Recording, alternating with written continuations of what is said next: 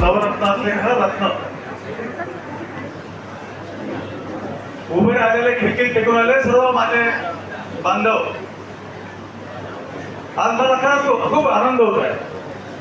तुम्ही म्हणाल का की आज ही प्रचंड गर्दी पाहून खरंच खूप आनंद होत आहे. पुढच्या काही पडतात लोक उभे आहे, सॉरी उभे झाल्याबद्दल, पण पुढच्या काही पडतात हा कार्यक्रमाचा सक्सेस दाखवतो.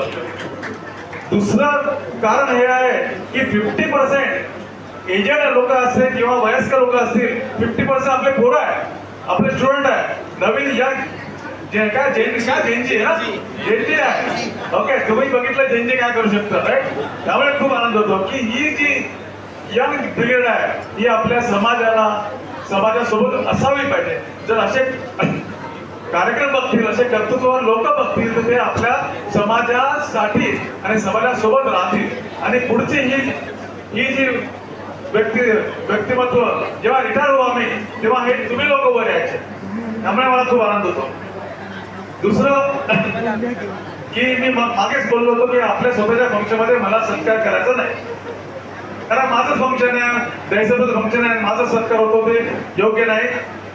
तसे आभार वगैरे आमचं ते काम आहे, आम्ही पुढच्या गरम करायचं इथे बसलो नाही आहे.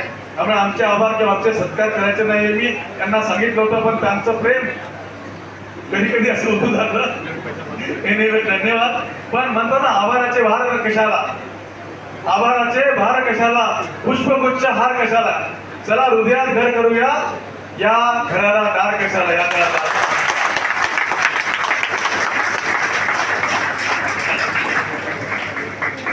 हा तुम्ही संदेश बघितला का? बघितला, व्हेरी गुड. पहिला पानावर बघा, राहुल नार्वेकर कॅप्टन, एका युद्ध नौकेचा कॅप्टन आहे, चीफ असतो, लक्षात ठेवा, एवढी मोठी पोस्ट आहे. त्याच्या खाली आहे शर्विल रायकर, वैमानिक झाली आहे. इंडियामध्ये थोडासा स्कोप कमी होता किंवा काय म्हणते, ती अमेरिकेच्या वैमानिक झाली आहे. त्या बाजूला लिहिलं आहे सायली सातकरेमध्ये लॉर्ड्स मध्ये तिने चमत्कार काढले. लॉर्ड्स मध्ये आपल्या समाजाची आपली सुवर्ण कन्या जाऊन बॅटिंग करते, बॉलिंग करते, मदत करते, कसा भडकत आहे. त्या खाली लिहिलं आहे समृद्धी मसुरकर, PSC मध्ये 98% गुण. म्हणजे कुठे चालला आपला समाज, लक्षात ठेवा, कुठे चालला आपला समाज, लक्षात ठेवा. आणि आज पण त्या पहिल्या मुलीला 100% मार्क, नंतर 99%. आमच्या वैद्यकीय क्षेत्रात फक्त तापच एवढा यायचा, ताप 98 आहे बाबा, 99 आहे ना, एवढे मार्क आम्ही आमच्या शिकतो नाही बघ. तेव्हा हे बघा, हे आपलं प्रगतीचं लक्षण आहे. आणि त्यासाठी सर्व पेरेंट्सला, सर्व विद्यार्थ्यांना आम्ही पुन्हा एकदा त्यांचं अभिनंदन करतोय. आणि आता माझं भाषण सुरू करतोय. तुम्हाला वाटतं भाषण संपलं नाही, आता सुरू करतोय. जिंदगी उसी की है, जिंदगी उसी की है जो मुस्कुराना जानता है. तुम्ही आता हसतात ना. जिंदगी उसी की है जो मुस्कुराना जानता है, रोशनी उसी की है जो क्षमा करना जानता है, रोशनी उसी की है जो क्षमा करना जानता है. हर तरफ है मंदिर मस्जिद गुरुद्वारे, हर तरफ है मंदिर मस्जिद गुरुद्वारे, लेकिन ईश्वर वहां ही मिलता है जो सर झुकाना जानता है. ईश्वर उसी को मिलता है जो सर झुकाना जानता है. त्यामुळे माझ्या सर्व दैवी व्यक्तींना, दैवी बांधवांना माझा नमस्कार. आणि नेहमीच्या शैलीप्रमाणे माझ्या तमाम दैवज्ञ बंधू भगिनींनो आणि माता भगिनींनो माझा नमस्कार. हा सोहळा हा वर्षभर चालू आहे, जवळपास किती 40 वर्ष, किती वर्ष चालू आहे, जास्ती. हा गुणगौरव किंवा नानांच्या पुण्यतिथी निमित्त गुणगौरव हा 7 दशकापासून चालू आहे. त्याला एक परंपरा आहे, प्रत्येक फंक्शनला महापौर येथे यायचे. मध्ये ऍडमिनिस्ट्रेटर होते, इलेक्शन झाले नाही, त्यामुळे ती प्रथा खंडली. आज पण मॅडम येणार होत्या, कालपर्यंत होतं, पण काल त्यांना काहीतरी जीवाला थेट आली. त्यामुळे त्यांच्या कमांडोने सांगितलं पब्लिक फंक्शन मध्ये ते नेक्स्ट 2-3 दिवस येणार नाही. त्याच्या ती प्रथा आज पुन्हा सुरू झाली असती 7-8 वर्षाच्या ब्रेक नंतर. एनिवे त्यांच्या अब्सन्समध्ये आपण आपला कार्यक्रम संपन्न करूया. जेव्हा प्रथेचं म्हणणं येतं किंवा प्रथा येतं, त्या प्रथा होती गुणगौरव पुरस्कार विद्यार्थ्यांचा. 2 संस्थांचा आम्ही सत्कार करायचो. पण जेव्हा तुम्ही मला अध्यक्षपद दिलं, तुम्ही मला समाजसेवकपद दिलं, तेव्हापासून काही आम्ही नवीन उपक्रम केले. त्यात हे नवदुर्गा आणि नवरत्न पुरस्कार आम्ही केले. तुम्ही आम्हाला निवडून दिलं, तुम्ही आम्हाला इथे पाठवलं, स्टेजवर पाठवलं, तुम्ही आमच्या पंखाला बळ दिलं. आता आमची पहा उडान जरा, तुम्ही आमच्या पंखाला बळ दिलं, पहा आमची उडान जरा. यशाच्या उंच उंच झाडावर बघा कर्तृत्वाचे मचान जरा. वास्तविक आम्ही विसरलो नाही. वास्तविकच्या जमिनीवर पाय रोवून नवकल्पनांचे आणि नव विचारांचे पहा आसमान जरा. आणि तुमच्या सहकार्याने, तुमच्या आशीर्वादाने कसं आम्ही यशस्वी होतो, कसे आमचे यशाचे उडते निशाण बघा, निशाण जरा बघा, निशाण जरा. तसं म्हटल्याप्रमाणे की माझ्या कार्यक्रमात 4 वर्षापासून आपण नवदुर्गा आणि नवरत्न पुरस्कार सुरू केले.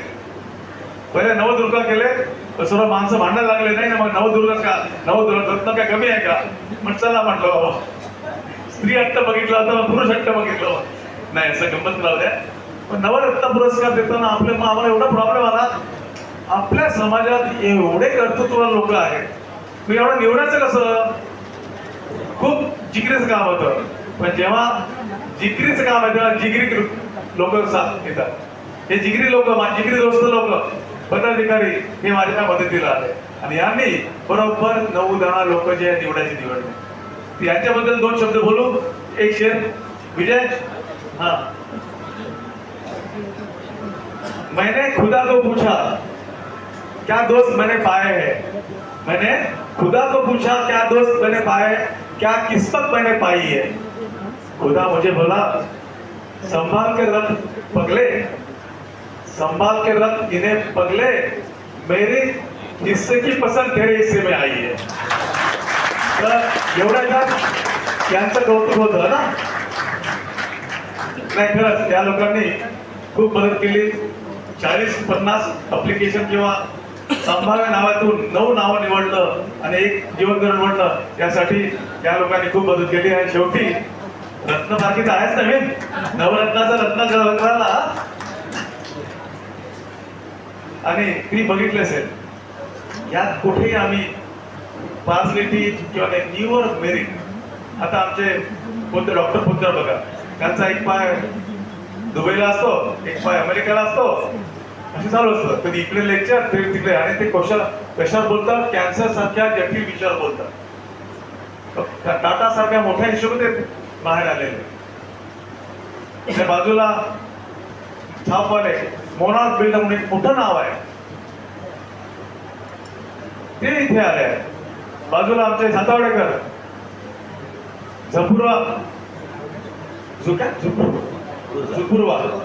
झुपुर्जा, त्याचं मला नाव पण नाही घेता येत. अशा माणसाने काय काय साहित्य लिहिलंय. तिथे बाजूला आमचे कोणतं प्रकाशन, डिंपल प्रकाशन. फक्त डिंपल कबाडिया माहिती होत मला. आता डिंपल प्रकाशनचे पण त्यांनी पण भरपूर काय काम केलं आहे. आणि आमचे बॉडी बिल्डर असे बाजूला जसा धक्का लागला तुम्ही हल्लो बाबा. ओके, असे आमचे बॉडी बिल्डर्स आहेत. विजय महाराज, तर त्यांचा काय कर्तृत्व खूप महान आहे. त्यांच्यासमोर आम्ही नतमस्तक मस्तक. ओके, शब्द इतकं महान व्यक्तिमत्व, माझे शब्द पण धडधडतात. आणखी त्याच्या बाजूला झालं त्यांचं ना मुळे साहेबांचं. इकडे बडेकर साहेब, आमच्या प्रत्येक इलेक्शनला ते आम्हाला निवडून देतात, म्हणजे निवडून देणं मदत करतात. मी तर अनुभव झाला, त्यामुळे यांना काही मी हे नाही केलं. पण प्रत्येक वेळेस समाजाच्या कोणत्याही जटिल कार्याला त्यांचा आम्हाला अनुभव लागतो. त्याच्या बाजूला कुठे आहे मूर्ती लहान पण कीर्ती महान. तुम्हाला कदाचित माहित नसेल, पण मला खूप जवळ माहिती आहे. आमच्या पार्ल्यामध्ये एकच मनुष्य, एकच असा कट्टा मनुष्य आहे, ज्याच्या नावाने कोकण कट्टा जातो. ओके, आणि एवढे काम असतात. म्हणजे माझ्या बऱ्याच गोष्टी मी यांच्यावर इन्स्पायर करून घेतल्या. आदिवासी शाळेमध्ये जाऊन अन्न वाटप, आदिवासी शाळांना, आदिवासी बायांना, लेडीजला साडी वाटप, डाळ काय ते तांदूळ आणि ते टोकनचे, म्हणजे हा मनुष्य दिवस रात्र काम करतो. ओके, आणि दर आठवड्याला 2 पैसे पाठवतो मला, ऑफकोर्स फ्री मध्ये पाठवतो. ओके, त्यामुळे तुम्ही असे सरकार नजर नका बघू. सोशल वर्कचा दादा म्हणजे आमचा अजित दादा, असे हे पुन्हा नाव विसरलं, सॉरी, पण असे हे आमची कर्तृत्ववान मंडळी आमच्या समाजाला लाभली. खरंच आमचा समाज धन्य, आम्ही धन्य झालो. आणि यांचा सत्कार करताना असं वाटतं आम्ही आमच्या दैसपाचा सत्कार होतो, आमचा सत्कार होतो. त्यांच्या चेहऱ्यावर चमक ही अशी आली नाहीये, त्यांच्या चेहऱ्याची चमक ही अशी नाही आली आहे, मेहनतीने आली आहे. न पत्थर की चमक है, ना नगीने की चमक है. सोनार लोग अपन स्वर्ण का चमक तो अपन ना, तो पत्थर की चमक है, ना नगीने की चमक है, सीने तान के चलने की चमक है. पुरखों से पुरखों से हमें विरासत में हमें कुछ नहीं मिला, आशीर्वाद के सिवा. ओके, पुरखों से हमें विरासत में कुछ नहीं मिला, ये जो दिख रहा है खून पसीने की चमक है. यांच्या चेहऱ्याची चमक आहे, इथं कर्तृत्वाची चमक आहे. आणि यांच्यातर्फे एक बोलतो मी की दुनिया समझ रही है कितना चमक रहा हूं मैं. त्यांचा मनातला भाव म्हणतो की ना पुष्कळदा असं सत्य माझं पण झालं होतं. मला काय वाटतं मी तुम्हाला सांगतो, दुनिया समझ रही है कितना चमक रहा हूं मैं, लेकिन ये दिल जानता है कितना थक गया हूं मैं. प्रयत्न करून की थकलो है. दुनिया समझ रही है कितना चमक रहा हूं मैं, लेकिन ये दिल जानता है कितना थक गया हूं मैं. आसान लग रहा है सफर जिंदगी का देखने में, मगर आसान लग रहा है सफर देखने में जिंदगी का, मगर दीवानगी के आखिरी हद तक गुजर गया हूं मैं. दीवानगी के आखिरी हद तक गुजर गया हूं. त्याचा 2 संसदेवर सत्कार करतोय, त्यांचं पण कार्य महान आहे, ते सांगतीलच दाभोळकर साहेब. नंतर महत्वाचं, आज आमच्या महापौर मॅडम येणार होत्या, आणि आज बघा आपल्या सेंट्रलमध्ये त्यांचं सरकार आहे, महाराष्ट्रात त्यांचं सत्कार आहे, आता मुंबईत सुद्धा त्यांचं सत्कार. त्यामुळे त्यांना आम्ही काहीतरी मागणार होतो. एक मागणी जी आम्ही 8-10 वर्षापूर्वी प्रतिष्ठाच्या थ्रू करत होतो, काकांनी चपला झिजवल्या, बिचारे या वया सुद्धा तेव्हा पण 8-10 वर्षापासून बिचारे धावपळ करतायत, तेव्हा पण धावपळ करतायत. बाजूला चोरकर साहेब आहे, या लोकांनी त्या बाजूला जे काही मंडळी आहे यांनी प्रतिष्ठानच्या थ्रू धावपळ केली, 8-10 वर्ष चपला घासवल्या, या ऑफिसात जायचं पण काम झालं नाही. आणि नंतर कर्म संयोगाने आपल्याच एका फंक्शन मध्ये केसरकर मिनिस्टर साहेब आले, आणि त्यांच्या पायगुणाने म्हणा किंवा आमच्या दोस्तीने म्हणा, त्यांनी फेब्रुवारीला आले ते, आणि मार्च मध्ये त्यांनी सीएम कडे अप्लिकेशन केलं, आणि विदिन 1 इयरच्या एका मार्च मध्ये आपल्याला 35 करोड सँक्शन झाले. एक कार्य तर आपलं पूर्ण झालं, आणि त्यानंतर मग सरकार बदललं वगैरे वगैरे. पण आता लास्ट 15-20 दिवस 1-2 महिन्यापूर्वी त्याची पूर्ण पूर्तता झाली. आपल्याला काय ऑर्डर, कन्स्ट्रक्शन ऑर्डर मिळाली, आयओडी वगैरे ते म्हणतात, आणि पावसाळा संपल्यानंतर आपल्याला ते बांधकाम सुरू होईल. म्हणजे एक तर काम, स्मारकाचं मोठं भव्य काम, भव्य असं स्मारकाचं काम एक पूर्ण झालं. त्यामुळे आपल्याला महापौर मॅडमला धन्यवाद म्हणायचं होतं. आणि दुसरं, जे इतकं वर्षापासून आपलं काम अटकलेलं आहे, का माहित नाही, ते म्हणजे आपलं मुंबई टर्मिनसला नानांचं नाव द्यायचं काम. आपल्याला प्रत्येक स्तरावर, तुम्ही म्हणाल की महापौरांच्या हातात थोडी आहे, ते तर दिल्लीला करा ना, पण आपल्याला प्रत्येक स्तरावर काम करावं लागणार आहे. प्रत्येक माणसाची, प्रत्येक मताची, प्रत्येक हाताची आपल्याला गरज आहे. त्यामुळे महापौर मॅडमला आम्ही विनंती करणार आहोत की त्या तुम्ही लक्ष घाला.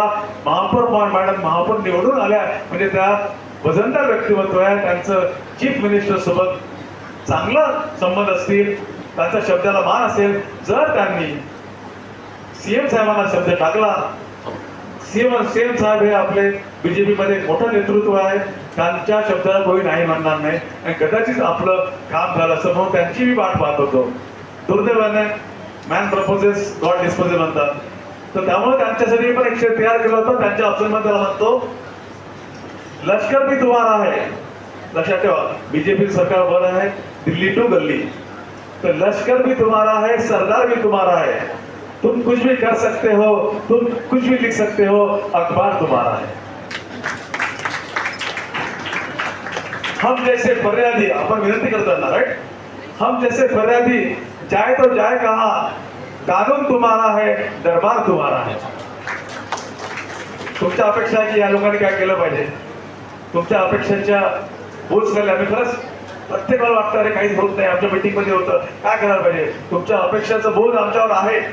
त्यासाठी म्हणतो आहे की सूरज की तपन से, सूरज की तपन हमें अभी बर्दाश्त नहीं होती. सूरज की तपन म्हणजे तुमचे असे आश्वासक डोळे, अरे हा काय करेल, हे काय करतील. तर सूरज की तपन हमें बर्दाश्त नहीं होती है.